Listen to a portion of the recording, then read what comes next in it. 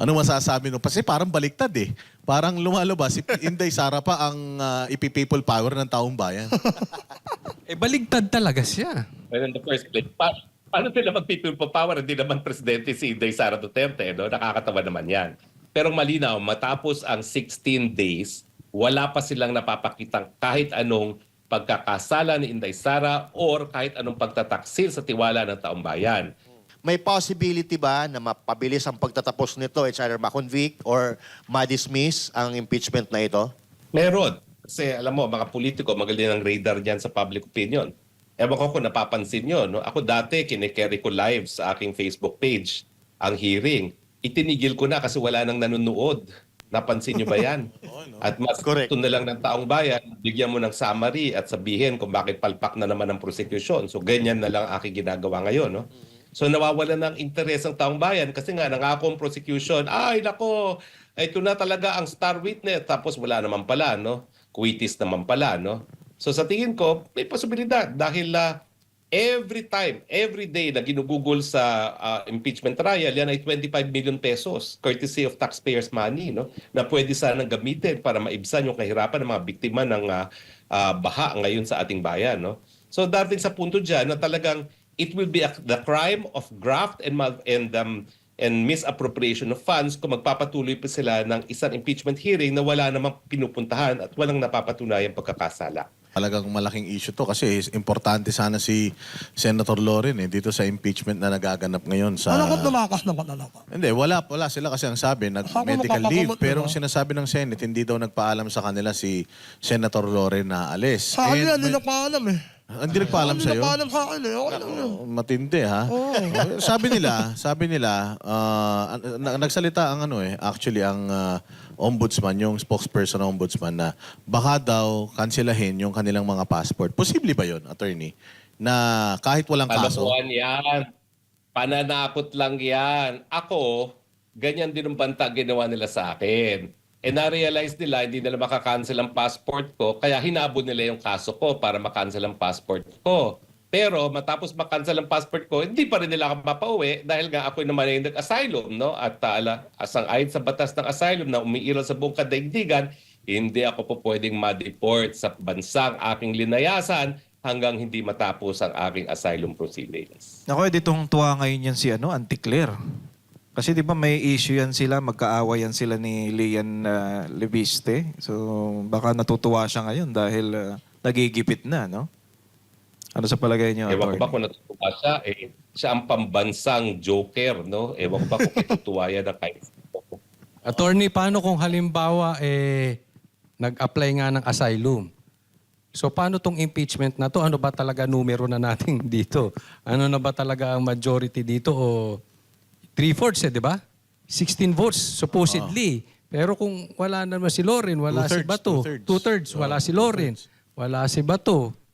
Tapos wala si Marcoleta. Ano na? Sa akin, kung walang bendalo, napakalinaw. It's majority of all members of the Senate. Hindi sinabi of all members present and able to vote.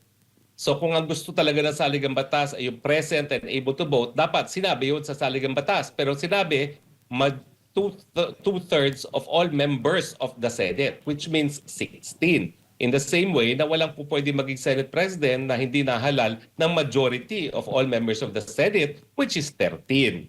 Pero dahil may bendalo, ayun, nag-insist sila na yung 12 equals 13. Kaya hindi talaga ako magtataka kung pagsasamantalahan ng majority ngayon yan, ng Malacanang ngayon yan, at wala silang 16, na ibababa nila to 14. Hindi ko lang alam kung kakayaan nila ang Supreme Court. Pero ako, nagpapatuloy pa rin ang aking pananampalataya sa Korte Suprema na itataguyod nila ang kataas-taasang batas sa ating bayan at yan ang ating saligang batas. So, attorney, talagang Supreme Court lang talaga ang makakapagpigil dyan. Yun lang talaga sa mga gagawin nila. Kasi malamang parang parang itutuloy talaga nila eh. Taong bayan. O di ba, sabi ni Marcos siya nanalo sa snap election.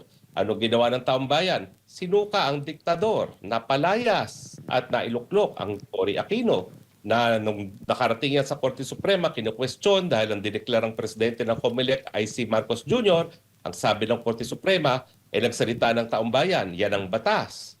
Ganyan din ang nangyari nung panahon ni Estrada, di ba? O, hindi binuksan ng second envelope. Walang napakitang pagkakasala kay Erap Estrada pero napilitang umalis sa Erap Estrada dahil naghimutok ang mamamayang Pilipino. Kaya pag pinilit nila ang mga bendalo nila, ang Pilipino napakapasensyoso. Kaya nakikita natin wala pang pangatlong people power. Pero wag silang maswerte dahil meron din talagang hangganan ang pasensya ng taong bayan. At tingin ko, nakakarating na tayo dun sa kaduluduluhan ng pasensya dahil pikam-pika na ang taong bayan sa paglalangoy sa tubig baha dahil sa kakurakutan ng rehimeng Marcos. At no limit na naman ako, yung sinasabi mo magkakagulo, people power, what if mangyari nga yun? Tapos si Bongbong Marcos nagdeklara ng martial law. Ano mangyari? Sinong kakaligan ng sundalo? Taong bayan ba o yung Pangulo?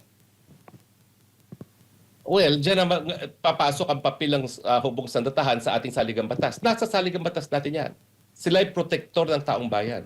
So magdeklara man siya ng martial law, kung ang hukbong sandatahan naman ay gaganapin ang kanilang katungkulan na protektahan ng taong bayan, papanig sa taong bayan. Gaya ng pumanog ang taong bayan, ang militar sa taong bayan noong EDSA 1 at saka noong panahon ni ERAP. Kampante ako.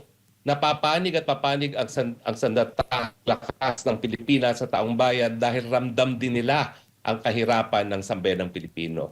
Hindi naman ibinapalibas sa sila'y binibigyan ng extra allowance ni Marcos Jr. na hindi lumalangoy sa baha ang kanilang mga kaanak.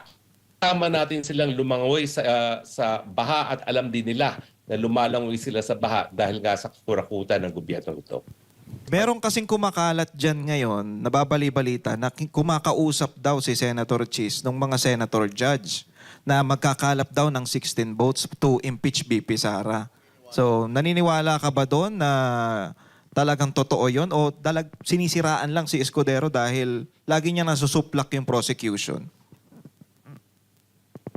I can confirm na nakakalap ako ng isang kumpirmasyon sa isang di umano na kinakausap ni Chis Escudero na hindi siya kinausap ni Chis Escudero. Hindi ko na sasabihin kung sino yon, no? Pero dahil merong at least isa doon sa pinangalangan na di umano'y kinakausap ni Chis Escudero na nagsabing, hindi nga sa akin tumatawag yan, walang katotohanan dyan sa balitang yan. And therefore, bilang tugon sa iyong katanungan, posible na sinisiraan itong si Chis Escudero, bagamat hindi pa natin alam kung ano talagang paninindigan ni Chis Escudero. Siyempre, kinakailangan niyang bumangon ng kanyang papel dahil siya nga'y bumaliktad at sumapi sa mayorya at siguro ito pagiging patas sa impeachment trial at nakikita naman natin talagang patas siya at meron siyang kakayahan ay ang kanyang pamamaraan, no, para makabawi dun sa kanyang pagbabaliktad sa dating mayorya, no. Pero it's too early to see kung ano talaga ang magiging agenda ni Chis Escudero. Pero dahil kakilala ko itong si Chis Escudero, high school pa kami sa UP, no, ang masasabi ko lang, in the end, nananampalataya ako na papanig itong si Chis Escudero sa sambayan ng Pilipino at sa ating saligang batas. Mataas pa rin ang aking kumpiyansa na doon siya papanig.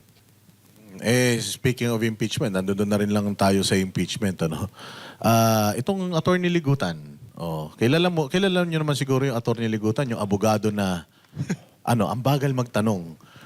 Dalawang parang yung isang witness 3 araw, 3 hearing ang kailangan para matapos lang yung kanyang mga tanong. Yan ba yung nagli-lipstick? Tsaka nagme-makeup. Napaglakon. Tanungin nga natin kay attorney kung naaamoy niya. Naamoy mo, Attorney? Well, ang masasabi ko lang ay, may mga tao na talagang nais talaga magpagwapo sa pamamagitan ng mga artipisyal na mga pamamaraan, pero tayo mga banateros, au natural. Di na natin kailangan yung mga makeup. Di hamak namang mas gwapo na tayo, au natural. No? Pero sa akin, Hindi, kaya malinaw attorney, na nagiging... Attorney, kaya ako na-open up si yes. Ligutan kasi mayroon siyang sinabi tungkol sa sa people power. Parang sinasabi niya na kung hindi daw nawala ka na mako-convict, naman. May sinabi siya tungkol sa... kung hindi daw mako-convict si VP Sara ay magkakaroon daw ng people power revolution. Ano masasabi no? Kasi parang baliktad Parang lumalabas si Inday Sara pa ang ipi-people power ng taong bayan. Baligtad talaga siya. Well, in the first place, paano sila mag-people power? Hindi naman presidente si Inday Sara Duterte, no? Nakakatawa naman yan. Pero malinaw, matapos ang 16 days, wala pa silang napapakitang kahit anong pagkakasala ni Inday Sara or kahit anong pagtataksil sa tiwala ng taong bayan. Ang kabaliktaran ang totoo, no, na habang umuusad ang impeachment, lalo pang tumataas ang trust at approval rating ni Inday Sara, no, sa napapakita na nasaan ang betrayal of public trust, lalong pinagkakatiwalaan si Inday Sara habang umuusad ang impeachment at walang napapatunayang pagkakasala si Inday Sara Duterte. Attorney J. Guevara po, may mga balita rin na kumakalat po ngayon na hindi na daw ipapamedya yung impeachment trial sa Senado kasi Hindi na ilalive, ano? hindi na daw ilalive. So tama po ba 'yon at nangyari na rin po ba 'yan sa mga unang impeachment trial yung hindi Executive na, ibo-broadcast sa mga mainstream media? Ang duda ko, yan ang gusto mangyari ng prosecution kasi pumapalpak sila. Diba? Pero hindi po yan mangyayari dahil alam ng mga politikong senador na talagang that's a kiss of death pag ginawa nila yan. No? Kaya nga ginawang mga huwes ang mga senador dahil nais na makita ng taong bayan ang pananagutan ng mga pinakamataas nating mga opisyal ng gobyerno, kung itatago naman nila ang katotohanan, talagang magagalit ng taong bayan. Pero kung ako nasa prosecution, ayaw ko ng publicity dahil lumalabas talaga ang kanilang kapalpakan at yung talagang walang kahit anong ebidensyang mailabas labang kay Inday Sara Duterte. Attorney, no? Is there a possibility na mapabilis ang pagtatapos? Kasi 92 days ito if I'm not mistaken, so nasa 16 pa lang. So ngayon, 16 days na, wala pa rin silang mapatunayan. So ang tanong ko is, may possibility ba na mapabilis ang pagtatapos nito? It's either ma-convict or ma-dismiss ang impeachment na ito? Meron. Kasi alam mo, mga politiko, magaling ang radar dyan sa public opinion. Ewan ko kung napapansin nyo. No? Ako dati, kinikerry ko live sa aking Facebook page ang hearing. Itinigil ko na kasi wala nang nanonood. Napansin nyo ba yan? At mas gusto na lang ng taong bayan, bigyan mo ng summary at sabihin kung bakit palpak na naman ang prosecution. So ganyan na lang aking ginagawa ngayon. No? So nawawala ng interes ang taong bayan kasi nga nangako ang prosecution, ay nako, ito na talaga ang star witness. Tapos wala naman pala, no? Kuitis naman pala, no? So sa tingin ko, may posibilidad dahil every time, every day na ginugugol sa impeachment trial, yan ay 25 million pesos courtesy of taxpayers' money, no? Na pwede sanang gamitin para maibsan yung kahirapan ng mga biktima ng baha ngayon sa ating bayan, no? So darating sa punto dyan na talagang it will be the crime of graft and misappropriation of funds kung magpapatuloy pa sila ng isang impeachment hearing na wala namang pinupuntahan at walang napapatunayang pagkakasala. Ano po ang masasabi niyo sa mga insidenteng nangyayari ngayon involving mga kabataan, mga estudyante po ngayon, ano? Yes, una kay Gina, parang si Atty. Kapunan lang yung nagsabi nun na related sa mga Duterte. Actually, during the time of President Rodrigo Duterte, wala ka naman makitang ganyan. During the time of DepEd Secretary Vice President Sara Duterte, wala ka rin makitang ganyan. And sa katotohanan dyan, naging NYC chairman tayo under President Duterte. And during DepEd Secretary Vice President Sara Duterte, siya po ang chairman ng NYC Advisory Council. So every month kami nagmi-meet ni DepEd Secretary Sara Duterte. Ang pinag-uusapan lang namin kung paano i-combat yung violent extremism sa mga kabataan, hindi maging violente, hindi ma-recruit ng NPA. So talagang ganyan yung advocacy ng ni Pangulong Duterte at ni Vice President Sara Duterte. Kaya walang naging ganyang insidente. And kung mapapansin nyo, dati ang NPA talagang napakalakas, 89 guerrilla fronts. Pag alis ni Pangulong Duterte, pipito na lamang. Naubos yung batalyon, yung balangay, yung pulutong, wala na yun lahat. At halos maubos yung representation nila sa legislatura. From 8, naging 6, naging 3. Dapat nga ngayon, 1 o 2 na lang nakuha pa ng Gabriela yung seat ng Duterte yun. Okay. So, talagang humina talaga sila ng todo during the time of President Rodrigo Duterte and yung time ni Vice President Sara Duterte sa DepEd, talagang na-maximize niya yan. Pag-identify kung sino yung mga guro na nagre-recruit sa ating mga kabataan. Alam nyo, sinasabi nung iba, hindi, wala yan. Paano mangyari yun? For 50 years, meron mga nagre-recruit sa kabataan. hindi naman mare-recruit on their own yun. Yes. Meron talagang guro na nagbibigay ng grado para sumama ka sa rally o maging aktivista ka.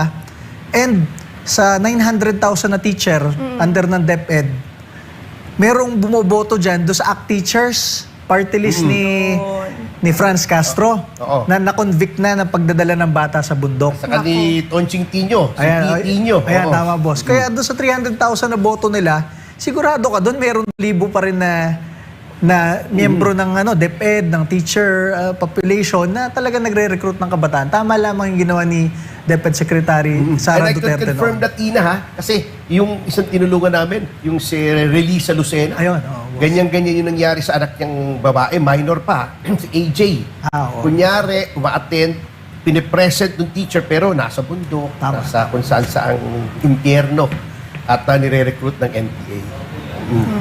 Anyway, nandyan na rin tayo sa, nasabi mo na agaw, ng Gabriela. Can you imagine, Tina? Imaginein mo. Yan, imagine Ayun, mo na-imagine ko na. Oh, no. 2.3 million votes Yes. ang Duterte Youth Party List. Binaliwala yon at ibinigay sa isang grupo na napakaliit at dwindling ang political base. Anong analysis nyo? Bakit ginawa yun ng COMELEC? Siyempre, politika lang yan. Sa ating mga tagapakinig, lalo na sa mga OFWs, kasi, attorney, yung boto ng mga OFWs buong mundo, kahit wala kaming coordinator, number 1 kami sa lahat ng bansa buong mundo. Pati sa military, ano? Pati sa military, isipin nyo, pati sa military at police, local absentee voting, number 1 yung Duterte Youth, di ba? So, masabi natin dyan, talagang pinulitika tayo. Kasi isipin nyo, nanalo tayo ng lampas 2.4 million votes, attorney, nung May last year. Nung araw ng proclamation, bigla na lang sinabi ng COMELEC, hindi muna kayo mapoproclaim kasi meron kayong pending case nung 2019 pa, from 6 years ago pa. So, nung tiningnan naman namin yung mga pending, yun yung kinaso rin ng Kabataan Party List, Gabriela, yung mga ganyan. Madaming may pending case doon nung araw na yon nung proclamation. May mga party list na may kasong plunder. May party list, may citizenship, hindi Pilipino yung congressman na upo. Yeah. Merong 3 party list nga doon, si ACT Teachers, si Gabriela, si Kabataan, may kasong terrorism. So yung mga kaso nila, antitindi, di ba? Hindi ka Pilipino, nangungurakot ka, nag-involve ka sa terorismo. Correct. Yung kinaso lang sa amin, napakawalang kwenta. Alam niya, attorney yan. Ang sinasabi, hindi daw kami rehistrado sa COMELEC. Paano nangyari yun? Dalawang beses na nahalal eh. Diba? Oh, Kaya nga paano eh. nangyari yun? Kung hindi pala restrict. Kasi meron daw kaming kulang na 1 page. Pag tiningnan mo yung batas, kung sinong maggagawa ng page na yon, hindi naman kami COMELEC. COMELEC. Oo. COMELEC. Tinignan ko na yung kaso niyan. Tapos sa isa pang kinaso, attorney, we are involved in grave threats and ganyan. Yeah. Kasi daw sinabi daw namin during campaign, kapag kami ay nanalo, dedebatihin namin kayo hanggang maubos kayo sa Kongreso. So, parang ginawa namin sa bayan muna. Debate kami ng debate ni Zarate hanggang natalo na sila. Yun lang yun, attorney. Ang nilagay sa kaso, hanggang maubos kami, Chairman Cardema is promoting violence tantamount to mass murder. Ba, pinanindigan ng COMELEC, mass murder. Sabi ko, kami na nga yung anti-NPA, yung kalaban namin, NPA, kami pa yung nakakasuhan. Kaya, Sila yung nag-murder ng mga sundalo at yun pulis. nga, attorney. So, yun yung kaso ng Duterte Youth. Kaya yung si Sara Ilago, hindi yan elected COMELECted. COMELECted. Ano yan, COMELEC select yun eh. Hindi COMELEC, Congressman select. Oo. Correct. Alam mo, isa po ako sa mga nagalit dun sa COMELEC din. Nung Ganun hindi ba? kayo... Paano ba kapag nagagalit ka? Bakit nyo ginanyan yung Duterte Youth? Binoto ko yan Oh, Kasi thank isa you, po ah. ako sa mga... Isa po ako sa mahigit 2 million na bumoto thank sa you. Social mo Duterte naman magalit. Paano ba? hindi tayo ayaw natin ng kaharasan, attorney. Kaya naman. Yung next question ko po, since napag-usapan na rin po natin sila, yung mga Duterte, at kilala rin po kayo bilang isang vocal supporter ng mga Dutertes, ano po ang nakita niyong katangian ng pamilya Duterte na talagang bakit gano'n na lang katindi ang inyong suporta sa kanila? Unang-una kay Pangulong Rodrigo Duterte. Siyempre, pag tumatakbo kang presidente, noon kasi nung nagtatrabaho ako sa Kongreso, sabi ko, 17 yung boss ko na congressman. Lahat sila may kanya-kanyang kandidato noong 2016. Walang Rodrigo Duterte doon sa mga boss ko na sinuportahan. Kaya lang ako, pati yung mga kasama kong ROTC Corps Commander, nakita namin itong taga Mindanao, ang tawag nila, probinsyano, di ba? Pero pag nagbabasa siya ng kanyang mensahe, wala siyang binabasa. Kapag nagsasalita siya, wala siyang binabasa. Hindi yan yung parang prepared speech. O kahit may prepared speech, sasabihin pa rin niya kung anong Hindi naiisip parang niya. si Risa. No, Index card. So makita mo yung sincerity ng tao. Yes. Sabihin na natin, minsan nagagalit siya, minsan napapamura. Kung ganyan naman talaga kabulok na yung mga sistema sa Pilipinas, di ba? Talaga naman magagalit ka. At nandyan nga si Rodrigo Duterte, naging kinatawan ng sambayan ng Pilipino noong 2016, naging presidente ng Pilipinas. Kay Vice President Sara Duterte, makita mo, may political will. Lumaban si Vice President Sara Duterte, di ba? Ibang politiko, hindi yan makikipag-away sa mga makakaliwa kasi sasabihin ng ibang politiko, boto yan. Pero si DepEd Secretary, Vice President Sara Duterte, co-chairman pa, attorney ng NTF-ELCAC nung pag-upo niya. Talagang kaya yung tungkol sa confidential fund, talagang tama lang yun eh. Dahil co-chairman ka na ng NTF-ELCAC laban sa NPA, ikaw pa DepEd Secretary na naghahanap ng recruiter ng NPA sa mga paaralan. Hindi mo mahuhulaan yun, dapat ka talagang gumamit ng intelligence fund dati. For national security. Kaya alam nyo, talagang sinusuportahan natin si Vice President Sara Duterte. Alam nyo hindi tao na plastic. Alam nyo kapag ayaw sa inyo ni Sara Duterte, hindi talaga kayo papansin. Hindi makikipagplastikan sa inyo. Yan ang mga kailangan natin. May political will, isang abogada, isang colonel sa reserve force, talagang merong isang magulang, isang nanay. Alam mo na merong direksyon ng ating bansa under Sara Duterte. Tama. Anyway, speaking of kay Sara, natatandaan ko meron tayong kapihan, parang presko na galit ka doon sa nung nabasa mo yung affidavit ni Ramil Madriaga. Ayan, oo. Ano to? Ano bang, bakit parang sabi mo pa, parang gusto mo nang uminom ng Lipitor pagkatapos nung mabasa mo. Ano bang kinagalit mo noon? Hindi, mapapainom ka talaga ng losartan. Losartan ba lang? Una, from my time in government, tapos hanggang kina Vice President Sara Duterte sa Davao, kaibigan naman natin lahat ng mga naging PSG commanders, ng mga Presidential Security Group commanders. Tinanong natin kung kakilala nila si Ramil Madriaga, hindi nila kilala. Tapos, ang pakilala ni Ramil Madriaga last year, siya daw PSG, tapos siya daw nagtayo ng VP PSG, tapos siya daw yung bagman ni Pangulong Duterte and everything. Pag tinignan mo yung affidavit niya, he was a member daw of PSG, of NICA, tapos nagtrabaho pa sa NBI, lahat na So napaka-imposible na. Ayan, nakita ko tuloy yung pagmumukha. Mukha talagang... Parang si James Bond na siya. Talaga namang talo. 007 000 Talaga namang talo pa Anyway, with your kind permission, follow up ko lang. Sure. Kasi isa pa naging viral yung exchange ninyo ni Raul Manuel. Na may sinabi yata siya na parang sabi mo, bumalik ka pa, pupunta ka ng Laguna. Bumalik ka dun sa yung, yung Kamuning Bakery. At yung sinabi ni Raul Manuel, nagkaroon ng backlash. Backlash. Hindi, nagkaroon ng backlash. Backlash. Ano pa yung pinagawa niya noon? Baka pwede bang sariwain mo? Ang ganda ng exchange niya, walang, parang tameme si Raul Manuel doon Ayun, buti ma-explain ko sa inyo.